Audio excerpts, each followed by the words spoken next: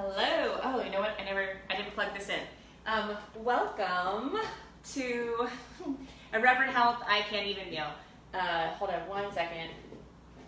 There we go. I'm gonna turn this little puppy on. If you have never seen me do these things before, what I try to do is to take traditional meals and make them lean and green. Things that we're super familiar with regarding taste and texture, and just see if there's a better way to do them. Sometimes there is, sometimes it's a fail. But today I wanted to try, I looked up some recipes on Pinterest and I saw chicken Alfredo with bacon and broccoli, and it looks really great. And I was like, oh, I wonder if we can make this into a lean and green meal. So that's what we're gonna attempt tonight.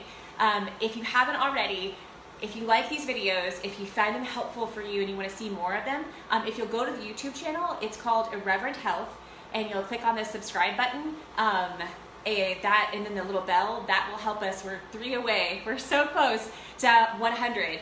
And what I'm going to start doing is uploading content every Thursday and then uploading some extra things once we get to 100. So please go there and subscribe. But for tonight, what we're gonna do is we're gonna do a play on chicken Alfredo, I guess. So fettuccine Alfredo is delicious, but it's heavy, right? Because you've got the pasta, which is the wheat, the gluten, the calories of that. It causes inflammation. So what we're gonna do is we're gonna switch that up, and we're gonna try it with zoodles. If you haven't, I'm gonna show you how to do a zoodle if you haven't seen a zoodle done before. But these are essentially zucchini, but they're ribboned out into what feel like and taste like and kind of give you the same feel of a noodle, but it's a green vegetable.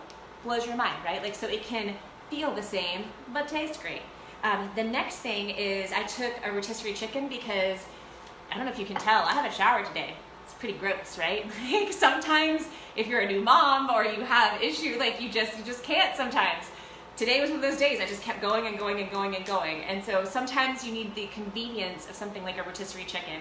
So instead of cooking my chicken, all I did was I went to Publix, got a rotisserie chicken, ripped that sucker up, and I'm gonna have it as my protein for the next like 3 or 4 days. But I weighed out 4 ounces and I have that here. And then bacon. So bacon's bacon. I mean, do I need to say things about bacon? It's delicious, but sometimes we're not in a program where we need that extra fat, and we would rather have something a little leaner. So turkey bacon is awesome. I tried it 2 ways. I tried it in the air fryer and also in the oven. Air fryer worked really well. Essentially, I didn't add anything to it, and so turkey bacon looks like this guy right here. So, right? It's playing bacon, right? Like, no. Not great, but it tastes like bacon. That's the point. So once you like close your eyes and you put it into this little piece right here, you can't tell that sucker's not bacon. It's fine. So turkey bacon has about 15 or more calories less than regular bacon, and it has a lot less fat. So I made it in the air fryer, but you can make it in the oven. And then we have broccoli. Broccoli is awesome. I put it in the oven with the bacon, baked it at the same time, on a 400-degree oven for about 10-15 minutes. And you have all these little crunchy pieces that I'm just gonna reconstitute in this pan. So now I have a medium heat pan. I'm just gonna spray, oops, that's too hot. Whoopsies, Rogers. Sorry, you can tell. That's a fail. Hold on one second, let me just spread this out. Sometimes that happens when you're doing stuff live.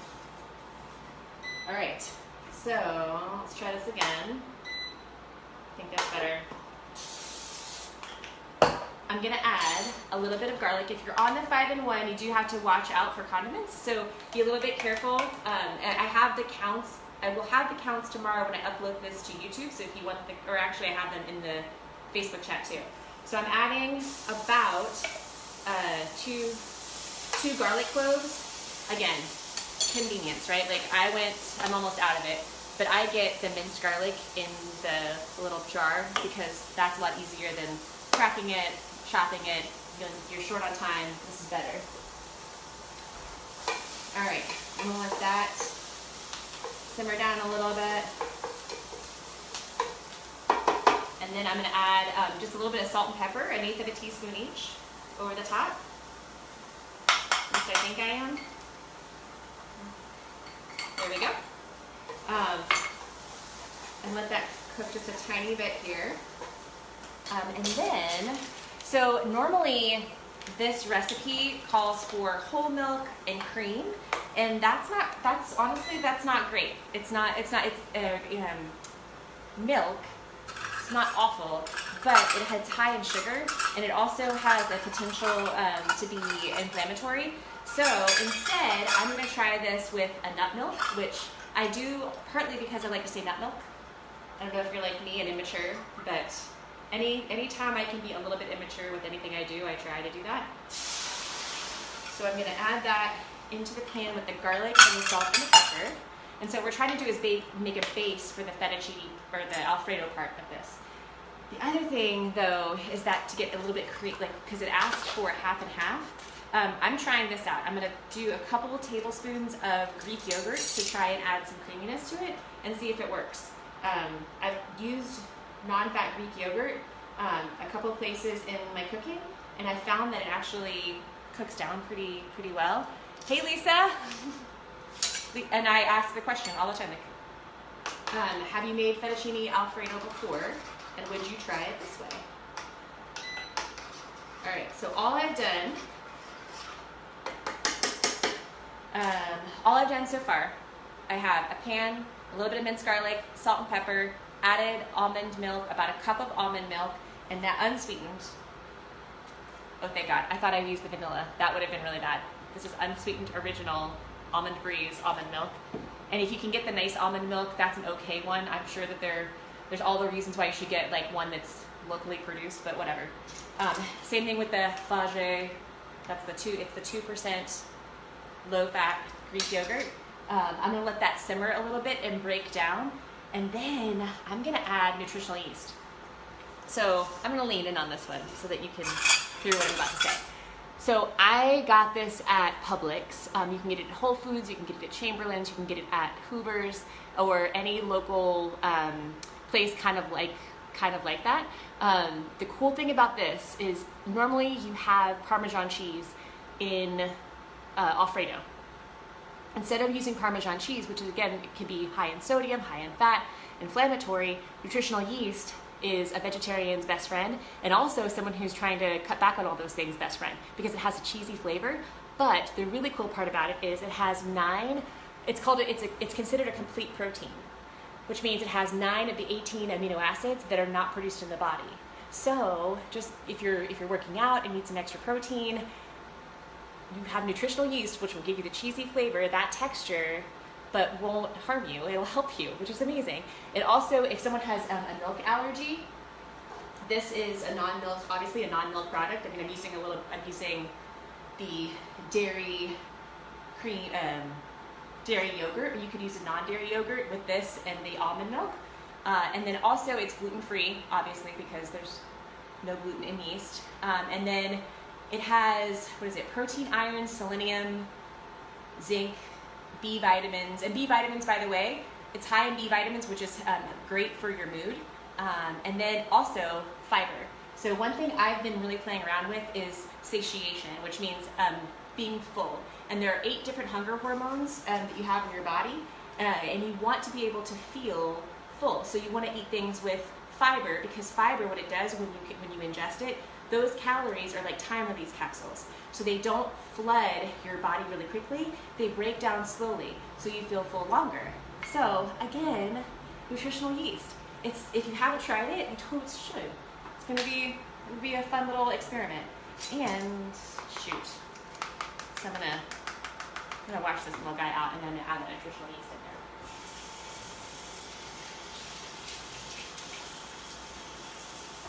Other than getting this to kind of simmer and break down, which right now, I'm not gonna lie, it's a little watery. So I may have to come up with another strategy, but let's see. All right, I'm gonna do 2 tablespoons of nutritional yeast in, I don't know if you wanna see it. It's like powdery, like that. It smells like feet, kind of like cheese, feet and cheese. But it'll also act a little bit as a thickener in this little guy right here. All right, the other thing that I'm gonna do, so zoodles. If you haven't ever made a zoodle before, it's essentially a zucchini. You take a zucchini and you take this little guy. Publix has them already done. They look like little ribbons, like these guys, in the produce section. All you have to do, take a zucchini. This has got 2 different sized teeth, so you can have big ribbons or small ones. And then stick the zucchini on the end. I'm sorry for what this is looking like. And then you twist. And then out comes noodles. It takes you maybe 60 seconds. So if you're doing this with your family, that's a fun thing maybe for you to do with your kids. If you're single like me, you just get your stuff done. And if you're married and you have no children, then you can cook together as a romantic meal or something, right? I heard that that's what couples do. I don't know from experience, to be honest with you. All right. So I will say, so here's the tricky part. Normally when you're cooking the Alfredo, when it's bubbling together, it's actually condensing and becoming more creamy. Right now that's just not really happening, so I'm not sure how this is going to turn out. The yogurt may have not been the best choice. I'll let you know. I'll see if I can figure it out. But for now, I have the rotisserie chicken, which took no time. I air fried these little guys, what was it, 370 degrees for about 10 minutes while everything was cooking. Had the broccoli in the oven on a 400-degree oven. Have that here. So now I'm gonna do is I'm gonna put the zoodles into the pan. And so with zucchini noodles, the tricky part about it is you don't want to overcook them. So otherwise they start to emit a slime, and that's pretty gross. So you don't want that. So all I'm trying to do is get them warm and kind of get the sauce all over them. And then I'll also add the chicken in there, just manhandling it. And then I made pretty bacon on the side, just so you could see what they end up looking like once they're cooked. Does anybody care? I don't know. All right, so we've got chicken, nutritional yeast, yogurt, almond milk, garlic. Now we're gonna add the broccoli in there. And then I'm gonna wait to toss the bacon. Just 1 second here. But right now it already looks like super, super pretty. I'm gonna show you. Right? That's so colorful. It's really colorful, which is awesome. All right. So yeah, I think the only thing would be to figure out a way to reduce it maybe a bit more than it is right now. I'm gonna taste it though. Does anyone have any questions about, let me see. I'm actually gonna try this. Does anyone have any questions about nutritional yeast, about zoodles? Please have a question about nutritional yeast, that would be amazing. Or just a comment about it, if you've used it before, or just something funny. Because that's gotta reduce just a little bit, and the zoodles have gotta cook. I like the thumbs up, the heart. Thank you for the heart, that's great. Let me think, what else? So right, if you are doing something where fat is important to you, you could start with what else can you use nutritional yeast for? Great question. You can, I made kale chips in the air fryer the other night, and instead of using cheese on top of them, which is what a lot of the different recipes call for, they call for Parmesan cheese, I use nutritional yeast in that. You can use it for mac and cheese if you wanted to make a mock mac and cheese. I should try maybe, wonder if I could try like a cauliflower rice mac and cheese. Like, would you guys eat that? Or would you try that? Or would you watch it? I don't know. We'll see. All right. All right, so this is cooking down nicely. It's better. It's for sure better. All right. Let's just take a little bit of everything.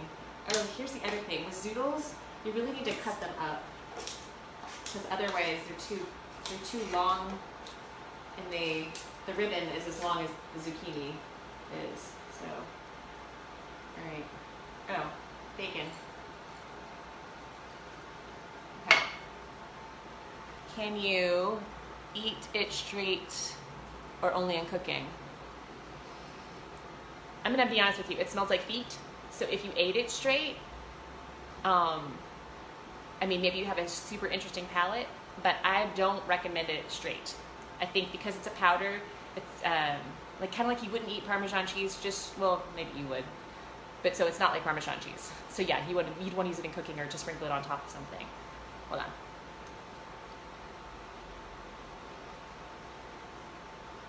Okay, so I'm gonna be super honest with you. It's missing a creaminess to it. So maybe using a light coconut milk might be a little bit better. Maybe using an arrowroot powder to thicken it up a little bit might be better too. But it still has the deliciousness of the saltiness of the bacon. It still has that the pasta texture regarding the zoodles, which is awesome. Still has a little bit of the creaminess, and then has the sweetness and the crunchiness of the broccoli because it was roasted already. So I would say, for me, that's a win. I think the more that it reduces down, the better it will be. But man, this was supposed to be one serving. This is so much. Do you have any? Let's see. Can you only the same questions? All right. So let me show you. This is one serving. So essentially, I had 2 zucchini, which made about a cup of zucchini. But when you make them into noodles, it just fills up the entire plate. And think about your stomach. Your stomach has a hunger hormone, ghrelin, that is turned off when your stomach expands. So eating vegetables I don't like to say it out loud, but like salad or broccoli or things like this that are really voluminous but not energy dense, fills you up, doesn't raise your calories, doesn't raise your insulin, keeps your body out of inflammation, as long as you're not adding sugar or something, and also just tastes really great. So that's what it looks like again. Let's see, lots of recipes that mimic a cream sauce use coconut milk. Yeah, so I'm gonna try the coconut milk. The problem with the coconut milk is that it tends to be fattier, but and depending upon what program you're on, if you're on the 5-in-1, you're limited regarding the amount that you can have of that. So I was trying to do something a little bit different with that, but I think you're right. I think the coconut milk probably would make it just a bit more creamy. But if you're looking something that mirrors or mimics the chicken Alfredo, this actually is really great. It's delicious. So. Okay, I hope you have a great rest of your hump day. And if you have any ideas or for the Alfredo, like Lisa had, just put them in the comments or the chat. That would be awesome. If you have any ideas for icantevenmeals, like if you want to see something recreated, it makes my heart happy when I see people out in public and they're like, oh, will you make this dish lean and green? Will you try to make this dish differently than what I've known it in the past? That is my life. I love that. I was talking to Sarah Reed, who is a beauty counter representative. I was over there this afternoon, and she had mentioned a couple of different things that, like a kung pao cauliflower, where normally it's deep fried and it's tossed in this peanutty, sugary sauce, and then with peanuts, and then on a bed of lettuce, which cracks me up. So that's at Rustique. So I told her I could probably use swerve, I could probably figure out a PB2 situation, and put it in the air fryer and still drizzle something over the top of it. So keep an eye out for that one. I think that one's going to be next. So again, hope you have a great hump day. Talk to you later. Bye.